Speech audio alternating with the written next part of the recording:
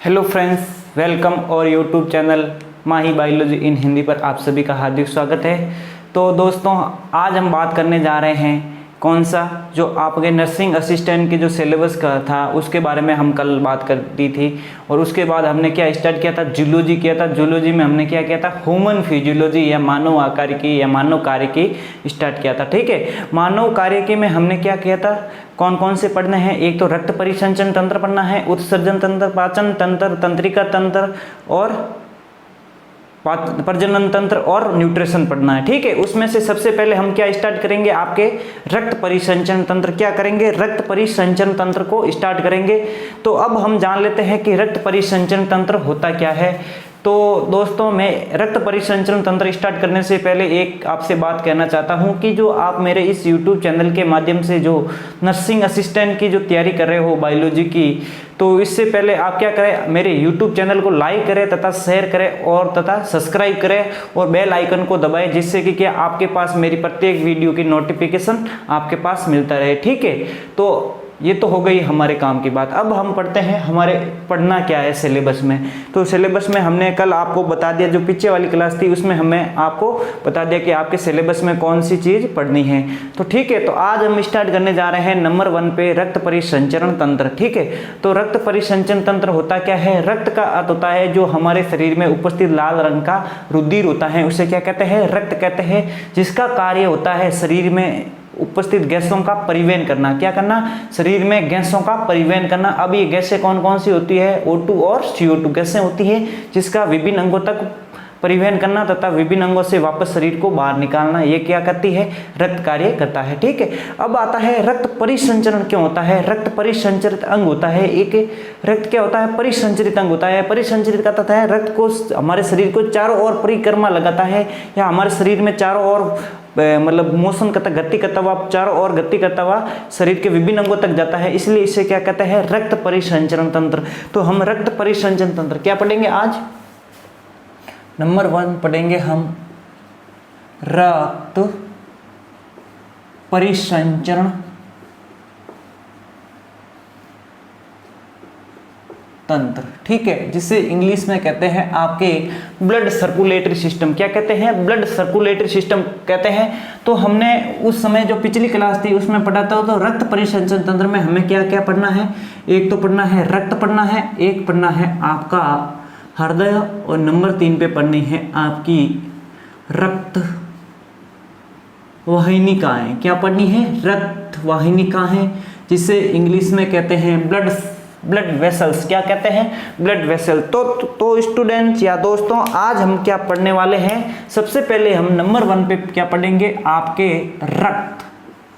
क्या पढ़ेंगे, रक्त, जिसे और किस नाम से जान सकते हो आप, क्या, रुधिर, जिसे इंग्लिश में कहते हैं आपके क्या, ब्लड। ठीक है, और किस नाम से, खून भी कहते हैं। क्या कहते हैं, खून भी कहते हैं। ठीक है, अब आता है कि सर ब्लड के रिलेटेड जो कितने क्वेश्चन होते हैं कि किस प्रकार का ब्लड होता है। तो हम सबसे पहले स्टार्ट करते हैं विज्ञान की वो शाखा जिसमें रक्त का अध्ययन किया जाता है, उसे क्या कहते हैं, आपके हेमेटोलॉजी। क्या कहते हैं, हेमेटोलॉजी। ठीक है, हम लिखते हैं स्टडी कि रक्त का जो स्टडी किया जाता है विज्ञान की किस शाखा के अंदर, तो इसका उत्तर होगा आपका हेमेटोलॉजी। क्या होता है आपका, हेमेटोलॉजी। विज्ञान की वो शाखा जिसमें रक्त का अध्ययन किया जाता है उसे क्या कहते हैं आप, हेमेटोलॉजी कहते हैं। क्या कहते हैं, हेमेटोलॉजी। ठीक है, अब आता है जो रक्त का मापन किया जाता है वो किस में किया जाता है, एक शब्द आता है रक्त का मापन। किस में किया जाता है, आपके रक्त का मापन किया जाता है हेमेटोसाइटोमीटर। किसे, हेमेटोसाइटोमीटर एक यंत्र होता है जिसे कहते हैं हेमेटोसाइटोमीटर। ठीक है, जिसमें क्या किया जाता है, आपका रक्त का मापन किया जाता है। ठीक है, इसके बाद आता है रक्त एक क्या है, तरल संयोजी ऊतक है। रक्त क्या है आपका, तरल संयोजी ऊतक है। तो नेक्स्ट पॉइंट होता है आपका रक्त एक तरल तरल संयोजी ऊतक हैं। अब आपके दिमाग में आ रहा होगा कि सर रक्त तरल संयोजी ऊतक क्यों है? क्योंकि रक्त क्या होता है? तरल माध्यम में होता है। रक्त का कार्य क्या होता है? शरीर के विभिन्न ऊतकों को जोड़ना। क्या होता है? विभिन्न ऊतकों को जोड़ना, या शरीर में हमारे जो शरीर में जितने भी ऊतक होते हैं उनको जोड़ने का कार्य कौन करता है? आपका रक्त करता है। कौन करता है? रक्त करता है। इसीलिए रक्त को क्या कहते हैं? तरल संयोजी ऊतक कहते हैं। ठीक है, नेक्स्ट पॉइंट आता है आपका रक्त एक, क्या आता है? नेक्स्ट पॉइंट आता है आपका रक्त एक परिसंचरित अंग है। क्या है? परिसंचरित। ये मैंने आपको स्टार्टिंग में भी बता दिया कि रक्त एक परिसंचरित अंग है। अब परिसंचरित अंग क्यों है? क्योंकि रक्त क्या करता है? हमारे शरीर में विभिन्न गैसों को विभिन्न अंगों तक लेके जाता है तथा विभिन्न गैसों को वापस शरीर से बाहर त्यागना और वापस गैसों को अंदर ले जाने का कार्य कौन करता है? आपके रक्त करता है। ठीक है, इसके बाद आता है कि आपका जो रक्त का पीएच मान, या इसके बाद आता है रक्त का पीएच मान। क्या? रक्त का पीएच मान कितना होता है भाई? आपके 7.4 या 7.4। अब आता है जो ये 7.4 है, ये क्या है? आपका हल्का क्षारीय है। क्या है? हल्का क्षारीय। तो इसी के संदर्भ में एक और सवाल बनता है, रक्त की प्रकृति। क्या? रक्त की प्रकृति कैसी होती है? किसके पीएच मान? रक्त की प्रकृति पीएच के आधार पर कैसी होती है? आपके जो ये रक्त की जो पीएच के आधार पर जो रक्त की प्रकृति कैसी होती है? 7.4 है। तो ये क्या होगा? आपका हल्का क्षारीय। क्या होगा? हल्का क्षारीय। ठीक है, अब आता है कि सर ये हल्का क्षारीय कैसे होता है? कई लोगों ने आपने पीएच स्केल पढ़ रखा होगा, क्योंकि सब साइंस से हैं, बायोलॉजी 12th पास हैं, क्योंकि वैकेंसी 12th पास की है तो आप 12th पास हो गए, तो आपको एक स्केल समझ में आ रखा होगा, या जिसे कहते हैं आपके क्या? PH scale. क्या कहते हैं? पीएच स्केल, जिसकी खोज की थी सर सोरेंस नामक वैज्ञानिक ने की थी। ठीक है, अब आता है कि यो पीएच स्केल कुछ इस प्रकार की बनी हुई होती है, जिसको आप में हम डायग्राम के माध्यम से समझेंगे। ये होता है आपके 0, ये होता है आपका 7, ये होता है आपके 14 या 14। ठीक है, ये होता है आपका एसिड, ये होता है आपका उदासीन, ये होता है आपके बेस या क्षारीय। ठीक है, अब हम बात करते हैं कि जो एसिड क्या होता है और क्षार क्या होता है। ठीक है, या बेस क्या होता है? अम्ल वो होता है जिसका पीएच मान 0 से 7 के मध्य होता है, वो क्या कहलाता है? अम्ल कहलाता है। और इसकी परिभाषा और हम आगे पढ़ेंगे, अम्ल क्षार उसमें पढ़ेंगे, लेकिन पीएच स्केल के अकॉर्डिंग बात करते हैं तो वो पीएच मान जिसका पीएच मान 0 से 7 के मध्य है वो क्या कहलाते हैं? आपके अम्ल कहलाते हैं। और 7 से 14 के मध्य है वो क्या कहलाते हैं? क्षार कहलाते हैं। जो जिसका पीएच मान 7 हो वो क्या कहलाते हैं? आपके उदासीन कहलाते हैं। अब ये जो हल्का क्षारीय है ये किस प्रकार होता है? देखिएगा, एक टर्म याद रखना है आपको कि अम्ल का मान जैसे 0 से 7 की ओर जाएंगे तो अम्लीयता का क्रम क्या होता जाएगा? कम होता जाएगा। क्या होता जाएगा? इंक्रीज होता जाएगा या कम होता जाएगा। ठीक है, कम होता जाएगा, मतलब 0 पॉइंट पे आपका जो 0.1 है उस पे क्या है? सबसे अधिक अम्लीय है, तो क्या है? प्रबल अम्लीय है। ठीक है, अब मैं बात करूं 6.4 की, तो क्या है? दुर्बल अम्ल है। क्या है? यहाँ पे जो 6.4 है वो क्या है? दुर्बल अम्ल है। और ये 1.1 या 1.4 मानेंगे तो क्या है? प्रबल अम्ल है। ठीक है, तो मैं बात करूं 0 से 4 तक लेकर क्या होते हैं? आपके प्रबल अम्ल होते हैं, और 4 से 7 तक होते हैं आपके दुर्बल अम्ल होते हैं। ठीक है, अब क्षार में क्या होता है? 7 से लेके 14 की तरफ जाने पर क्षारीयता का क्रम क्या होता है? बढ़ता जाता है। क्या होता है? क्षारीयता का क्रम बढ़ता है। ठीक है, किस प्रकार? जैसे 7.4 क्या है आपका? ये रहा 7.4। ठीक है, तो क्या है?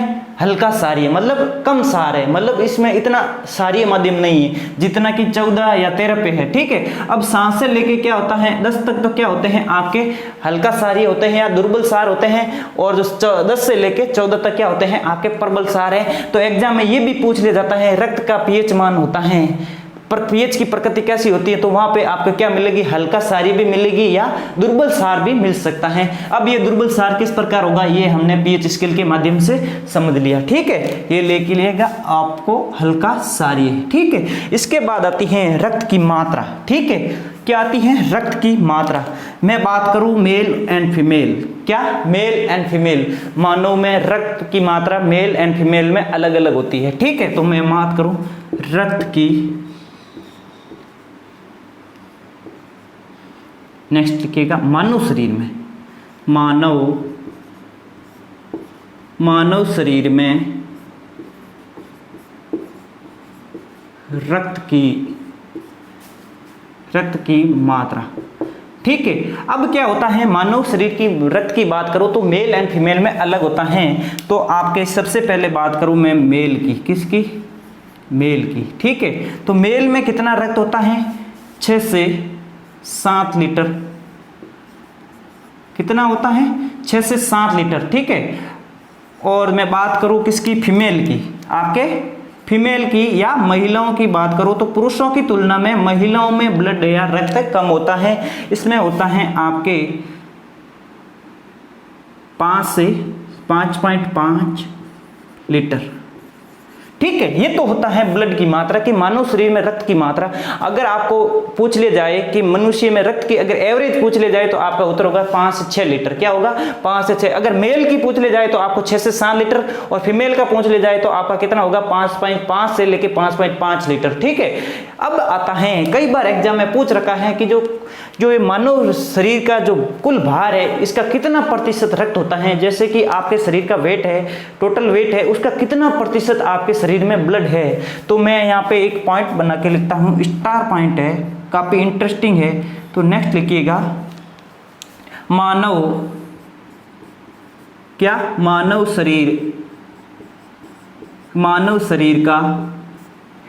शरीर के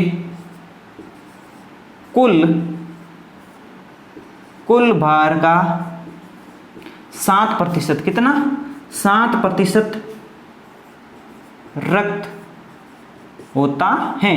ये पॉइंट आप या ये बिंदु आप काफी इंपॉर्टेंट करके लिख देना, क्योंकि मानव शरीर का कुल भार का 7%। जैसे इसका एग्जांपल लूं फॉर में, कौन एग्जाम्पल के रूप में मैं मेरे अपने पर लेता हूं, तो देखिएगा इधर देखिएगा मेरा वेट है कितना, 70 kg, टोटल वेट कितना है मेरा, 70 kg है। तो मेरा 70 का 7% निकालूंगा तो प्रतिशत का चिन्ह हटेगा, तो नीचे अपॉन में कितने आ जाएंगे, 100 आ जाएंगे, क्या आ जाएंगे, 100 आ जाएंगे। तो 0 से 0 कट गया, तो 7 × 7 मल्टीप्लाई किया तो कितना आ गया आपके 69, ठीक है। और अपॉन में 10 है, नहीं कितने आएंगे 49, कितने आएंगे 49 आएंगे, ठीक है। अब अपॉन में 10 है तो आपका टोटल कितना हो गया 4.9 लीटर।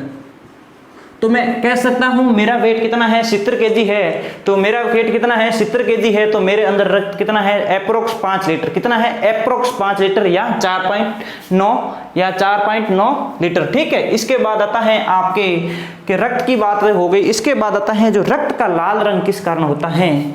तो यहां पे लिखिएगा नेक्स्ट पॉइंट, इसके बाद आता है आपका रक्त का लाल रंग किस कारण होता है। एक पिगमेंट आता है जिसे क्या कहते हैं आप, हीमोग्लोबिन, क्या कहते हैं, हीमोग्लोबिन, ठीक है। अब क्या करेंगे हम, इस हीमोग्लोबिन का क्या करेंगे, पोस्टमार्टम करेंगे, क्या करेंगे, पोस्टमार्टम करेंगे। क्यों करेंगे, क्योंकि हम नर्सिंग असिस्टेंट की तैयारी कर रहे हैं भाई, क्या कर रहे हैं, नर्सिंग असिस्टेंट। ये देखिएगा हीमोग्लोबिन, इधर लिखा मैंने क्या, हीमोग्लोबिन। अब ये जो हीमोग्लोबिन है मुख्यतः 2 शब्दों से मिलकर बना है, किसने, 2 शब्दों से। अब ये 2 शब्द कौन कौन से होते हैं आप देखिएगा, नंबर 1 पे आता है आपका क्या, हिम, क्या आता है, हिम आता है। और नंबर 2 पे आता है आपका ग्लोबिन, क्या आता है, ग्लोबिन। इन दोनों की क्या होती है, संधि होती है, तो क्या बनता है आपका हीमोग्लोबिन बनता है, जिसमें ये जो हिम है, ये जो हिम है ये क्या है, आयरन है, या आप इसे लिख सकते हो लोह तत्व, क्या, लोह तत्व, ठीक है। जिस कारण क्या होता है, रक्त का लाल रंग, क्या होता है, रक्त का लाल रंग किस कारण होता है, इस हिम के कारण होता है, जो क्या होता है आपके आयरन युक्त तत्व होता है, ठीक है। इसके बाद आता है ये जो ग्लोबिन होती है, ये क्या होती है आपकी प्रोटीन होती हैं। क्या होती हैं? प्रोटीन होती हैं। ठीक है, अब आपके जो हीमोग्लोबिन क्या हो गया, हीम नमक आयरन और ग्लोबिन नमक प्रोटीन से मिलकर बना होता है, इसीलिए इसे हीमोग्लोबिन कहते हैं। अब जो आप क्या कर रहे हो, नर्सिंग असिस्टेंट वेटरनरी और डी फार्मा एम फार्मा की तैयारी कर रहे हो, तो हम क्या कर रहे हैं, इस शब्द का पोस्टमार्टम कर रहे हैं। तो अब हम ये जान लेते हैं कि जो हीमोग्लोबिन की जो हीम की मात्रा होती है वो कितनी होती है, आपके 4% होती है, और जो ये ग्लोबिन की मात्रा होती है ये होती है आपके 96% होती है। एग्जाम में पूछ रखा है कि जो हीमोग्लोबिन होता है उसमें हीम की मात्रा कितनी होती है, 4% होती है, और जो ग्लोबिन की मात्रा होती है वो होती है आपके 96% होती है। इसी टाइप के सवाल पूछे जाते हैं। तो मैंने बोला नर्सिंग असिस्टेंट का थोड़ा लेवल हाई है, तो ये लेवल आपको यहाँ तक जाना है, एक एक शब्द में थोड़ा अंदर जाना है और उसमें देखना है कि कौन कौन से क्वेश्चन बनते हैं। तो यहाँ पे देखिएगा 4% क्या हो गया आपका हेम हो गया, और 96% हो गया ग्लोबिन। क्योंकि ये जो ऊपर वाले जो मैंने स्टार्टिंग में सवाल लिखे ये तो आपके आर्मी जीडी की जो जीडी है, जनरल ड्यूटी है, ट्रेडमैन है, टेक्निकल क्लर्क है, उसमें पूछे जाते हैं। लेकिन जब ये बात आती है तो हमारी किसकी बात आती है, नर्सिंग असिस्टेंट की आती है। टोटल 7% है, ये भी क्या है, नर्सिंग असिस्टेंट रिलेटेड सवाल है। ठीक है, इसके बाद हम बात करें, ठीक है, और जो ये रक्त का जो लाल रंग होता है किस कारण होता है, हीमोग्लोबिन के कारण होता है। इससे रिलेटेड एक और सवाल बता देता हूं, जो ये मैं जितने भी पिगमेंट लिखा रहा हूं, ये जो जितने भी हमारे मानव शरीर की बात आएगी या पेड़ पौधों की बात आएगी, जहां कहीं भी रक्त का हो गया या किसी और भाग का हो गया, रंग का निर्धारण कौन करता है, हमेशा पिगमेंट करता है। ध्यान से कान खोल के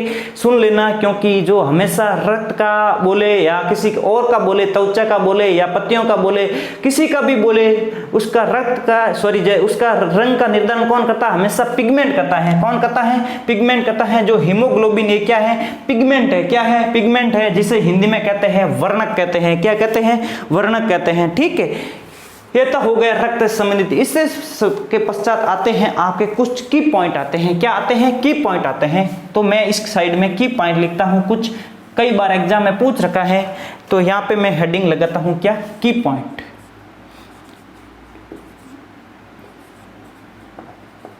ठीक है, अब इस की पॉइंट में हमें पढ़ना क्या है। ठीक है, तो नंबर 1 पे पढ़ना है आपको एक कॉकरोच। क्या पढ़ना है, कॉकरोच।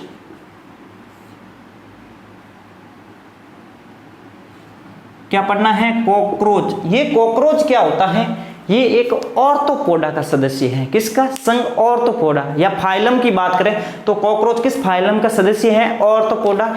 अभी जो ब्रह्मांड में सबसे ज्यादा क्या पाया जाता है, ऑर्थोपोडा फाइलम पाया जाता है। ठीक है, क्योंकि हम इस रक्त के साथ साथ कुछ ऐसी बातें की ऐसी चीजें भी पढ़ते जाएंगे जिसका क्या है, हमें नॉलेज लेना है, क्योंकि हमें उसके साथ क्या करनी, नर्सिंग असिस्टेंट की तैयारी करनी है। जरूरी नहीं है कि हम पूरा ब्लड ही पढ़ेंगे, उसके साथ कुछ और चीजें भी पढ़ते जाएंगे। तो आपके आता है पॉइंट की पॉइंट में कॉकरोच, जो क्या है, ऑर्थोपोडा का सदस्य है। ठीक है, और जो ब्रह्मांड में सबसे अधिक कौन सा संघ पाया जाता है, आपके कॉकरोच का, ऑर्थोपोडा। ठीक है, अब आता है ऑर्थोपोडा का सदस्य है, इसका जो जूलॉजिकल नेम है आपके अमेरिकाना,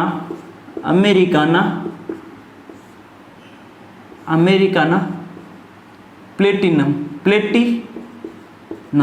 क्या होता है, अमेरिकाना प्लेटिनस, ये हो गया इसका जूलॉजिकल नेम। क्या हो गया, जूलॉजिकल नेम। कई बार एग्जाम में पूछ रखा है कॉकरोच का जूलॉजिकल नेम क्या है। अब इसमें क्या होती है, स्टार पॉइंट लिखेगा, एक विशेषता होती है। हम कॉकरोच क्यों पढ़ रहे हैं, क्योंकि कुछ ना कुछ इसमें विशेषता होती है। तो नेक्स्ट लिखेगा, इसमें लिखेगा कॉकरोच। कॉकरोच में रक्त का रंग सफेद होता है।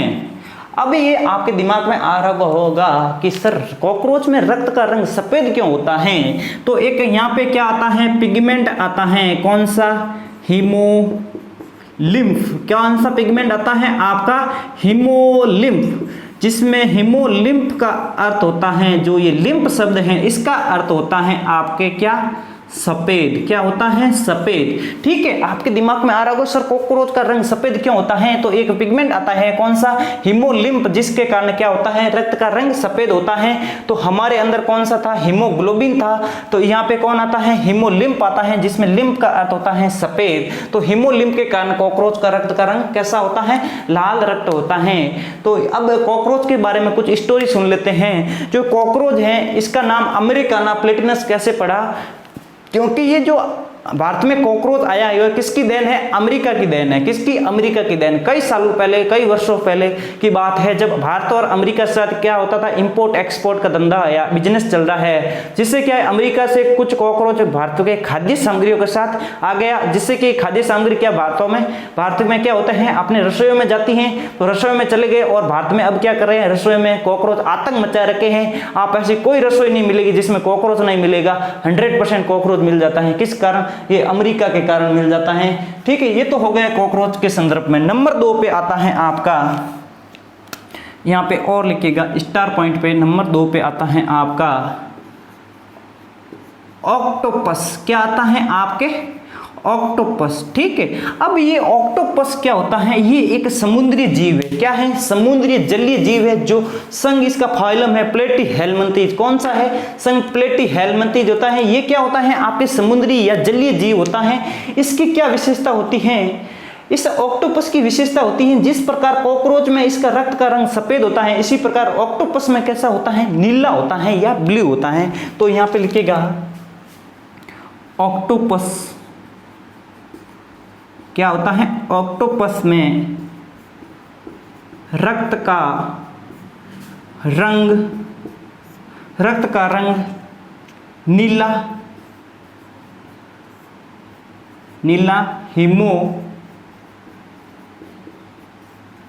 हीमोसाइनिन वर्णक या पिगमेंट के कारण होता है। अब क्या होता है? ये जो ऑक्टोपस होता है इसमें रक्त का रंग कैसा होता है? नीला होता है। अब ये नीला किस कारण होता है? हीमोसाइनिन के कारण होता है। आपको एक बात और बता देता हूं, जो ये साइनिन वर्णक है या जो साइनिन, जहां कहीं पे आपके साइनिन वर्ड मिले उसका अर्थ होता है आपके कैसा? नीला या ब्लू या नीला। ठीक है, अब आता है ऑक्टोपस क्या होता है? आपके दिमाग में आ रहा है सर ऑक्टोपस के भी बारे में बता दीजिएगा। ऑक्टोपस क्या है? एक जलीय जीव है। इसमें ऑक्टोपस होता है जिसमें ऑक्टा का अर्थ होता है, ये जो ऑक्टो शब्द है इसका अर्थ होती है या अर्थ होता है आपके 8। क्या होती है? 8 या 8। और जो ये पस होती है इसका अर्थ होता है भुजा। क्या होता है? 8 भुजा। अब वो जलीय जीव जिसकी 8 भुजाएं पाई जाती हैं उसे क्या कहते हैं? ऑक्टोपस कहते हैं। अभी एक साउथ में मूवी रिलीज हुई है जिसका नाम है ऑक्टोपस। कुछ इस प्रकार इसकी संरचना होती है, ये इस प्रकार इसकी 8 भुजाएं लगी हुई होती है। ऊपर का आकार होता है छत्राकार और नीचे 8 भुजाएं ऐसे लटकी हुई होती हैं या नीचे की ओर होती हुई है, इसीलिए इसे क्या कहते हैं? ऑक्टोपस कहते हैं। ठीक है, इसके बाद आपका रक्त का जो टॉपिक होता है वो खत्म होता है। इसके बाद आता है आपका कौन सा? रक्त के बाद हम पढ़ेंगे क्या? नंबर 1 रक्त का संगठन क्या होता है? कंपोजिशन ऑफ ब्लड या ब्लड का संगठन किस प्रकार है। तो हम पढ़ेंगे क्या? रक्त का संगठन, जिसमें रक्त की कौन कौन सी कोशिकाएं पाई जाती हैं। रक्त के बाद हमारा जो टॉपिक आता है उसे कहते हैं रक्त का संगठन। क्या पढ़ेंगे? अब हम पढ़ेंगे रक्त का संगठन।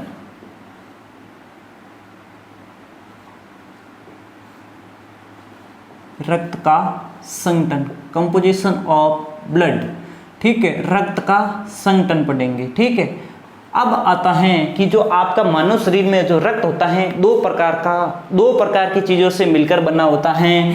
नंबर 1 होता है आपके जो रक्त होता है, एक तो होता है ठोस अवस्था में।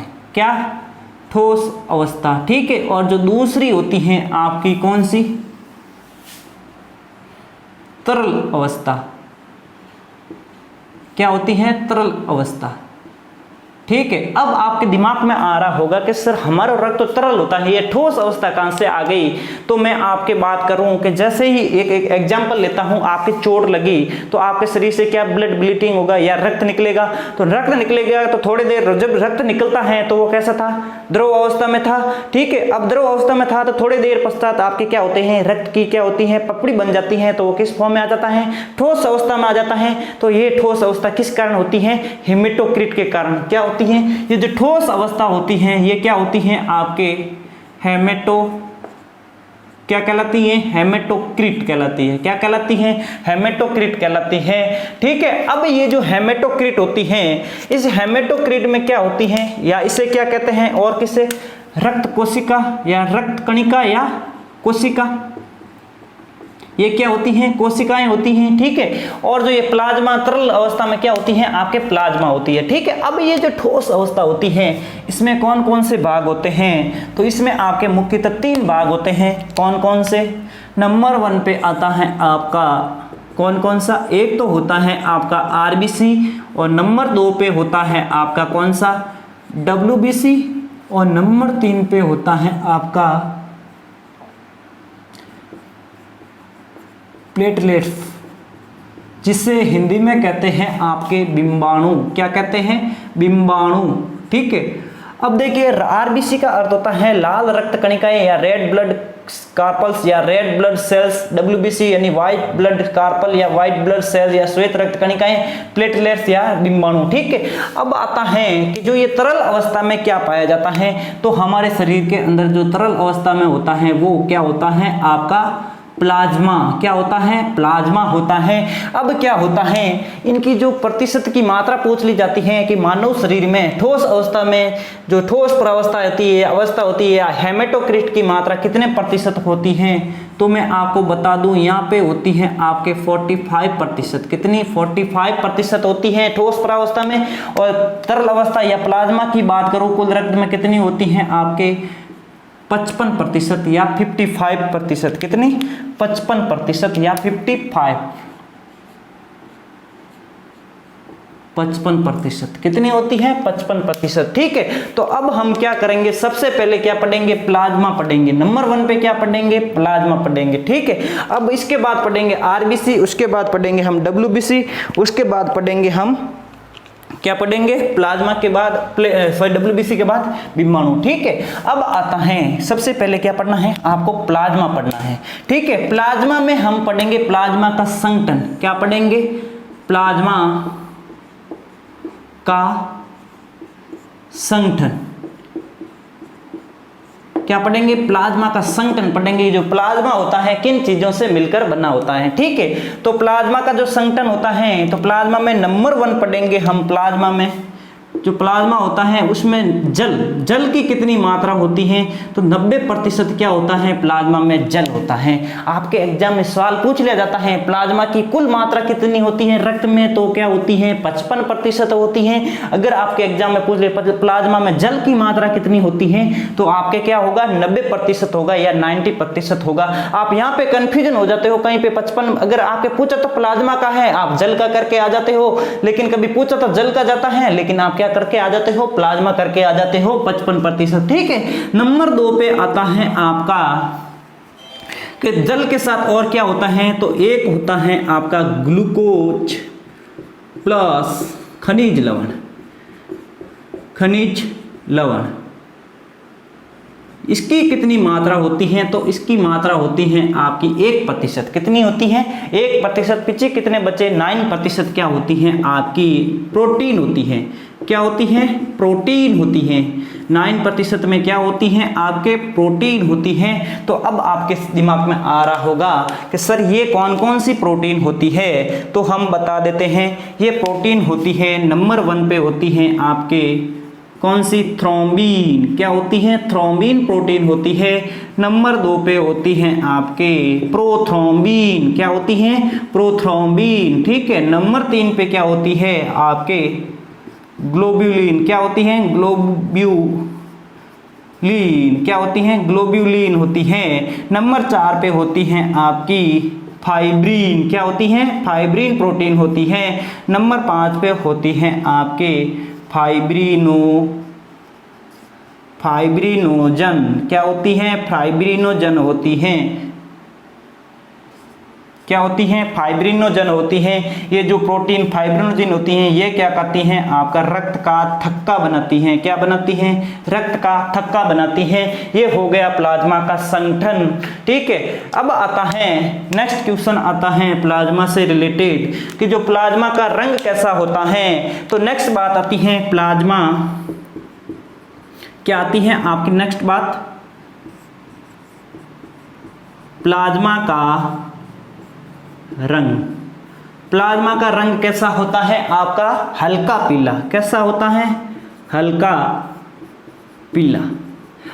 ये जो हल्का पीला होता है किस पिगमेंट के कारण होता है? आपके एक पिगमेंट आता है, किस कारण होता है? बिलीरुबिन। क्या आती है? एक पिगमेंट आती है जिसे कहते हैं आप बिलीरुबिन। पिगमेंट के कारण इसका रंग कैसा होता है? हल्का पीला होता है। और जो ये बिलीरुबिन पिगमेंट है कहाँ पे बनता है? आपके लीवर पार्ट में बनता है, ये यकृत में बनता है। अब एक इससे रिलेटेड एक और शब्द आता है। यकृत में दो प्रकार के पिगमेंट बनते हैं, एक तो बनता है बिलीरुबिन, एक बनता है बिलीवर्डिन। कौन सा बनता है? एक और पिगमेंट आता है जिसे कहते हैं आपके बिलीवर्डिन। क्या कहते हैं? बिली या बिलीवर्डिन होता है, जिसके कारण जो छोटी आंत पढ़ेंगे उसमें पढ़ेंगे जो पित्तरस का हरा रंग होता है, हल्का हरा रंग किस कारण होता है? तो बिलीवर्डिन के कारण होता है। ये किस प्रकार पिगमेंट करता है? हरे रंग का। ठीक है, और जो ये बिलीरुबिन होती है इसके कारण किसका रंग होता है? प्लाज्मा का हल्का पीला रंग किस कारण होता है? बिलीरुबिन के कारण होता है, जिसका निर्माण कहाँ पे होता है? आपके लीवर में होता है। और लीवर में कौन सी सेल्स में होता है? हेपेटोसाइट। कौन सी? हेपेटोसाइट। यानी यकृत कोशिकाएं क्या होती हैं? हेपेटोसाइट्स कहलाती है। क्या कहलाती है? हेपेटोसाइट्स कहलाती है। ठीक है, अब क्या होता है? ये जो बिलीरुबिन है इसको इंपॉर्टेंट कर देना। क्या होती है हमारे शरीर में? जब बिलीरुबिन, इधर लिखिएगा, बिलीरुबिन की मात्रा बढ़ जाने पर क्या होती है? बिलीरुबिन की मात्रा बढ़ जाने पर एक बीमारी होती है जिसे कहते हैं आपके पीलिया। क्या कहते हैं? पीलिया बीमारी हो जाती है। अगर आपके शरीर में प्लाज्मा के अंदर बिलीरुबिन की मात्रा बढ़ गई जिसके कारण आपके शरीर में क्या हो जाएगा? पीलिया बीमारी हो जाएगी, जिसे इंग्लिश में कहते हैं आपके जॉइंटिस। क्या कहते हैं? जॉइंटिस कहते हैं। जॉइंटिस क्या कहते हैं? जॉइंटिस क्या कहते हैं?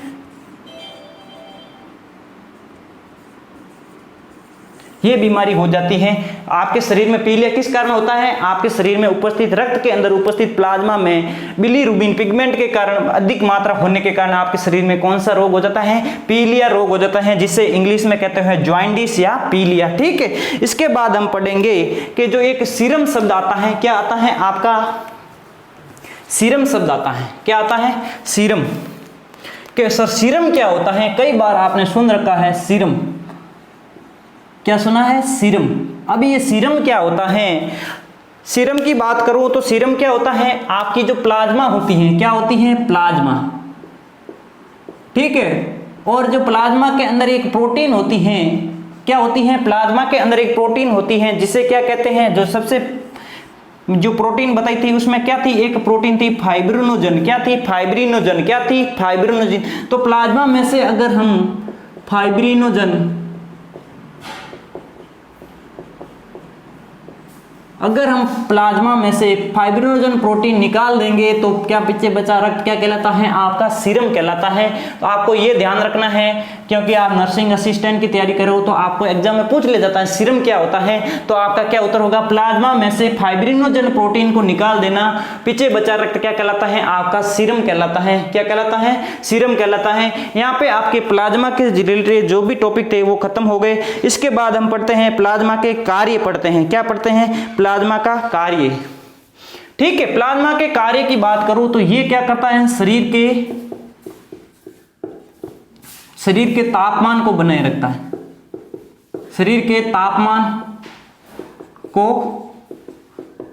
बनाए रखता है। ठीक है, इसके साथ और ये क्या कार्य करता है?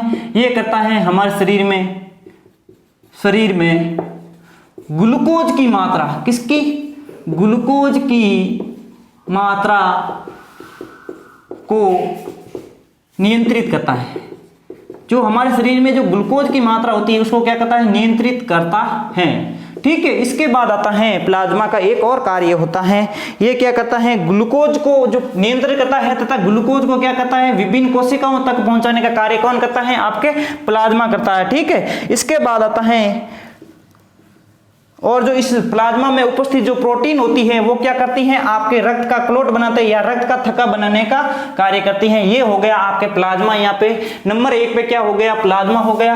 अब हम पढ़ेंगे नंबर 2 पे आरबीसी पढ़ेंगे, डब्ल्यूबीसी पढ़ेंगे, उसके बाद प्लेटलेट्स पढ़ेंगे। तो अब हम क्या पढ़ेंगे, आरबीसी, जिसका पूरा नाम है लाल रक्त कणिकाएं। अब जो हम नंबर 2 पे पढ़ने जा रहे हैं, लाल रक्त कणिकाएं या आरबीसी। ठीक है, और जो ये आरबीसी होती हैं, और ये जो आरबीसी होती हैं इसको और किस नाम से जानते हैं, आपके इरिथ्रोसाइट। किस नाम से, इरिथ्रोसाइट, जिसमें जो ये इरिथ्रो वर्ड है इसका अर्थ होता है लाल। ठीक है, और जो ये साइट वर्ड है इसका अर्थ होता है कोशिका। क्या होता है, कोशिका। जो ये लाल कोशिकाएं होती हैं ये क्या कहलाती हैं, आपकी आरबीसी कहलाती हैं, और इसी आरबीसी को कहते हैं लाल रक्त कणिकाएं या लाल रक्त कोशिकाएं भी कहा जाता है। ठीक है, इस सबसे पहले आता है जो ये आरबीसी होती हैं ये क्या होती हैं, सबसे छोटी रक्त कोशिका। जो रक्त की जो कोशिकाएं होती हैं उसमें सबसे छोटी रक्त कोशिका कौन सी होती है, सबसे छोटी रक्त कोशिका होती हैं, कौन होती हैं, आपकी आरबीसी होती हैं। ठीक है, और नेक्स्ट पॉइंट आता है आपका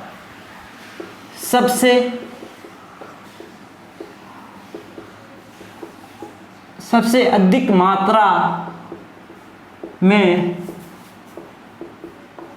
पाई जाने वाली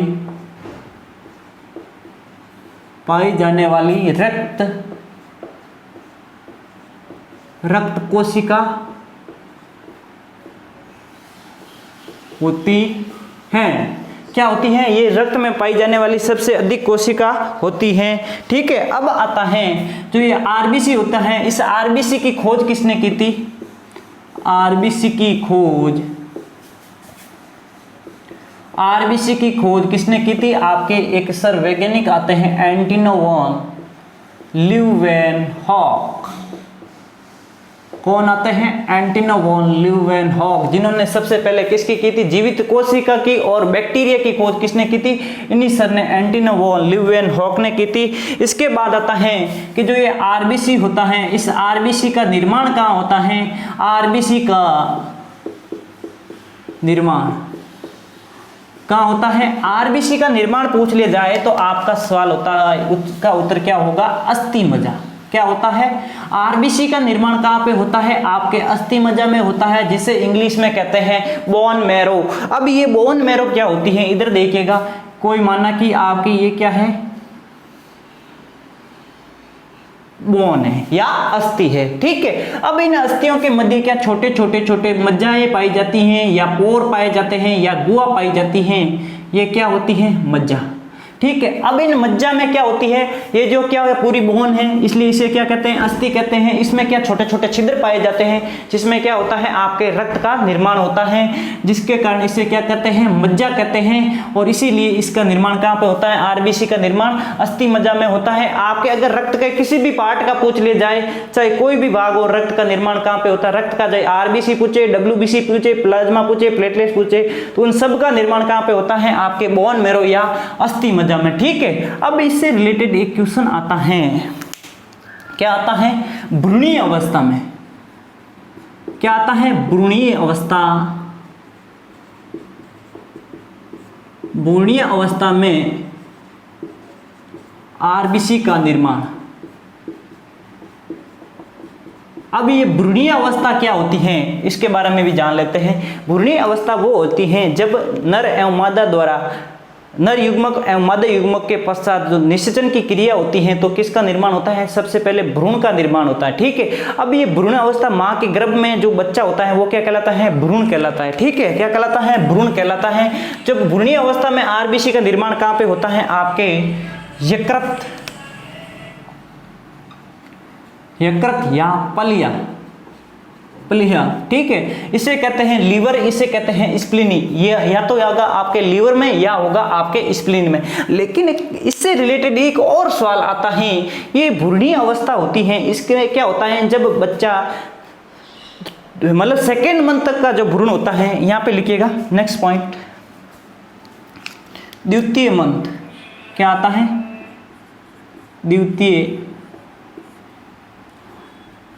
द्वितीय माह का भ्रूण में, द्वितीय माह के भ्रूण में आरबीसी का निर्माण कहाँ होता है, आपके अपरा। किसमें होता है, अपरा। ये अपरा क्या होती है इसको भी हम बता देते हैं। अपरा या इसे क्या कहते हैं, प्लेसेंटा। प्लेसेंटा क्या होती है, अपरा या प्लेसेंटा। अब ये अपरा क्या होती है, ये प्लेसेंटा क्या होती है। अपरा या प्लेसेंटा वो होती हैं जो बच्चा होता है या जो भ्रूण होता है उसकी जो नाभि होती है अब माँ के गर्भनाल से जुड़ी हुई होती है, जिसके माध्यम से उसको क्या मिलता है, पोषण मिलता है। उसे क्या कहते हैं, अपरा या प्लेसेंटा कहते हैं, ठीक है। इसके बाद आता है आरबीसी का। आरबीसी का कब्रिस्तान कहाँ होता है, क्या होता है, आरबीसी का कब्रिस्तान। आरबीसी का कब्रिस्तान कि भाई आरबीसी का क्या होता है, कब्रिस्तान होता है, जिसे क्या कहते हैं, यकृत या प्लीहा कहते हैं। अभी यकृत या प्लीहा को आरबीसी का कब्रिस्तान क्यों कहते हैं, क्योंकि भाई कोशिका क्या होती है, एक कोशिका होती है, उसका क्या होता है, जीवन काल फिक्स होता है, जिसके निश्चित जीवन के बाद उसके क्या होती है, मरना पड़ता है या उसको अपना सुसाइड करना पड़ता है, या तो वो खुद मर जाएगी या फिर उसको किसी माध्यम से मार दिया जाता है, ठीक है। तो आरबीसी का जो मृत्यु होने के पश्चात जो कब्रिस्तान होती है वो क्या होता है, आपका यकृत या प्लीहा, ठीक है। अब आता है कि आरबीसी में क्या होता है, केंद्रक अनुपस्थित होता है। क्या आता है, आरबीसी में केंद्रक अनुपस्थित होता है, ठीक है। इसके बाद आता है आरबीसी का लाल रंग किस कारण होता है, हीमोग्लोबिन के कारण। क्या आता है, हीमोग्लोबिन के कारण होता है, ठीक है। इसके बाद आता है आपका ये जो आरबीसी होती है इसमें क्या है, केंद्रक अनुपस्थित होता है, लेकिन इसके क्या होते हैं, अपवाद होते हैं, जिसमें क्या है, जो जानवर होते हैं उसमें क्या होते हैं, अपवाद होते हैं। दो कौन होते हैं जंतुओं में, एक तो आता है आपका ऊंट जिसे रेगिस्तान का जाज कहते हैं, और दूसरा नंबर पे आता है ऊंट व लामा, जो क्या है, बर्फीले इलाकों में पाया जाता है। ये भी क्या करते हैं, बोझ को ढोने का कार्य करते हैं, ये भी बोझ को ढोने का कार्य करते हैं, ठीक है। इसके आता है ब्लड बैंक ऑफ आरबीसी।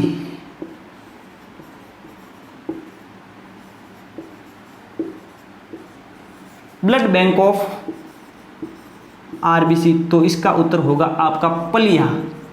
अब ये ब्लड बैंक कैसे हो गया, जो बैंक में क्या होते हैं, हमारे पास जो एक्स्ट्रा मनी होती है जो हमारे अभी यूजफुल नहीं होती है, वो कहाँ रखते हैं, हम कहाँ रखते हैं, बैंक में रखते हैं। उसी प्रकार जो ब्लड में आरबीसी होती हैं, उसका जो आरबीसी की मात्रा अधिक हो जाती है तो वो कहाँ पे स्टोर करती हैं, आपके प्लीहा नामक या स्प्लीनी में जमा करती है, ठीक है। इसके बाद आता है आरबीसी का जीवन काल। क्या आता है,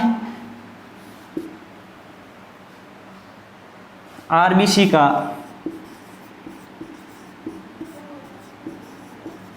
जीवन काल, क्योंकि आरबीसी क्या है, एक कोशिका है, कोशिका का एक निश्चित जीवन काल होता है। तो आरबीसी का आपके जीवन काल होता है 120 दिन। कितना होता है, 120 दिन। कितना होता है, 120 दिन, ठीक है। अब आता है कि आरबीसी का आकार कैसा होता है, आरबीसी का आकार कैसा होता है, गोल या अंडाकार, या यहां लिख सकते हो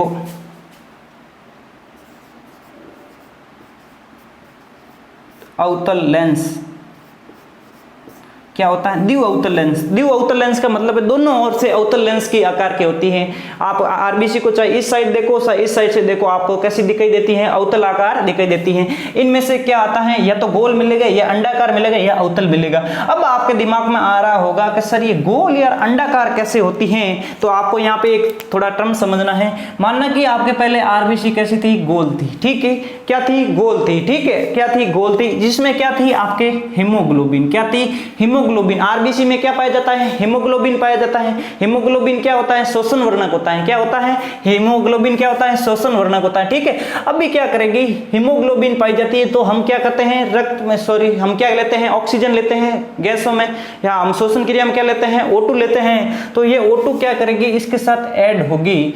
तो जो पहले थी गोल थी, जब ऐसे के साथ हीमोग्लोबिन युक्त आरबीसी के साथ जब O2 ऐड होती है तो आरबीसी का आकार थोड़ा कुछ इस प्रकार हो जाता है, ठीक है। अब ये थी पहले गोल, अब ये कैसे हो गई आपके अंडाकार, ठीक है। ये होगी दोनों, आपके दिमाग में जो डाउट था ना गोल और अंडाकार, वो आपके डाउट यहाँ पे क्लियर मैंने कर दिया, ठीक है। इसके बाद आती है जो ये हीमोग्लोबिन होता है, इधर लिखिएगा स्टार पॉइंट बना के,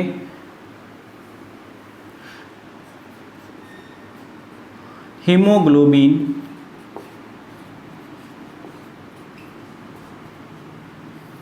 शोषण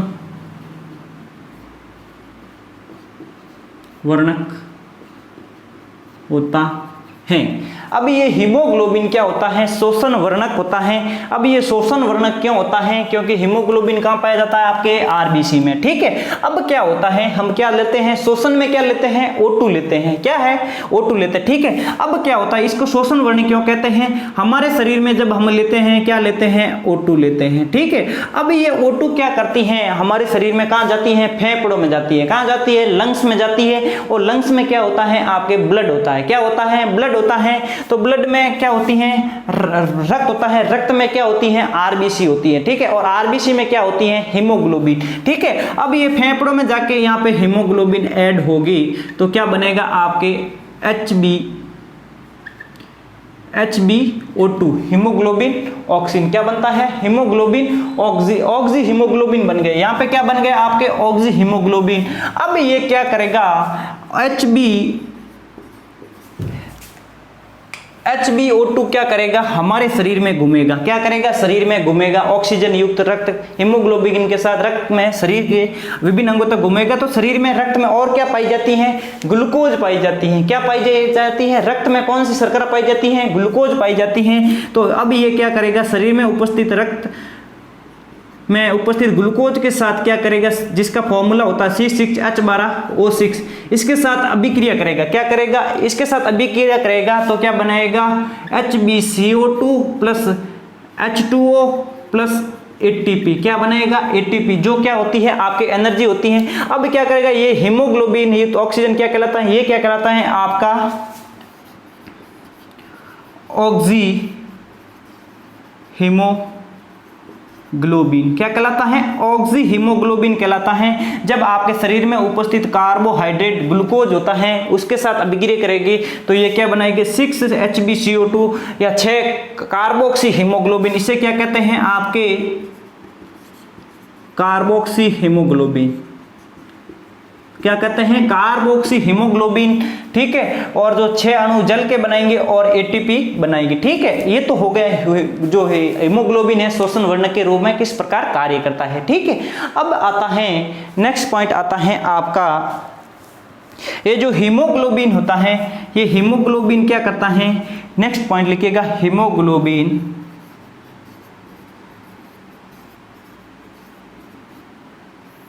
हीमोग्लोबिन O2 का 100% परिवहन करता है। ये जो हीमोग्लोबिन जो शोषण वर्णक पिगमेंट होता है ये क्या करता है, ऑक्सीजन का 100% ऑक्सीजन किसके साथ जाती है, आपके हीमोग्लोबिन के साथ जाती है। लेकिन जब मैं बात करूं CO2 की तो नेक्स्ट लिखिएगा, हीमोग्लोबिन के साथ हीमोग्लोबिन के साथ CO2 75% क्या करता है, परिवहन करता है। अब ये जो 75% परिवहन क्यों करता है, पीछे बचा 25% किस प्रकार परिवहन करता है। ये जो 75 है ये तो किसके साथ आएगा, वापस हीमोग्लोबिन के साथ आएगा, जो किस नाम से जाना जाता है, कार्बोक्सी हीमोग्लोबिन के साथ आएगा। पीछे बचा जो 25% होता है ये किसके रूप में आएगा, ये क्या करता है, हमारे शरीर में किसकी मात्रा होती है, जल की मात्रा होती है। जब जल की मात्रा के साथ CO2 ऐड हो जाता है तो क्या बनता है, आपके H2CO3 के रूप में बाहर आता है, जिसे क्या कहते हैं, आपके कार्बोनिक अम्ल। क्या कहते हैं, कार्बोनिक अम्ल। क्या होता है, कार्बोनिक अम्ल के रूप में शरीर से बाहर आता है। कितने प्रतिशत, 25%। और जो 75% है वो किसके साथ आता है, हीमोग्लोबिन के साथ आता है। तो दोस्तों आज की क्लास हम यहीं पे खत्म करते हैं। इसके बाद जो अगली क्लास आएगी उसमें भी हम रक्त, अभी RBC आपके खत्म नहीं हुआ है, RBC के बाद और पढ़ेंगे क्या, WBC, और उसके बाद हम पढ़ेंगे प्लेटलेट। तो दोस्तों आप मेरी क्लास को लाइक करें, शेयर करें तथा सब्सक्राइब करें और चैनल को ज़्यादा से ज़्यादा सब्सक्राइब करें। Thank you class.